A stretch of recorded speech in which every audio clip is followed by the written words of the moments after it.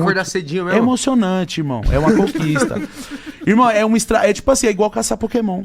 Pronto, matei a charada. Só que de verdade, né? É, de verdade. Irmão, você tem que fazer a parada. Qual que é o No esquema jeitinho. do anzol? Tem que ser Mano, o quê? O que é mais Mano, um isca anzol boa? tem um anzol certo, tipo assim, um anzol não pode ser um anzol muito grande, dependendo do peixe. Por quê? Tem peixe que é manhoso, certo?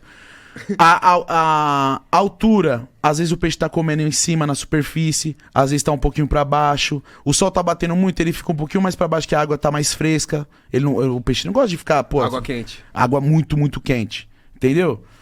Vai mudando as temperaturas. Então você tem que acertar o tamanho do chicote, tá ligado? Tem várias estratégias. A isca, tem Saber jogar. saber jogar. Até saber jogar. Tem o rolê da sorte também, porque às vezes, pô, você vai jogar ali, mano, e o peixe tá com fome, mano. É, o bagulho é louco. O peixe, ele consegue comer a isca sem ser pego no anzol? Lógico. Peixe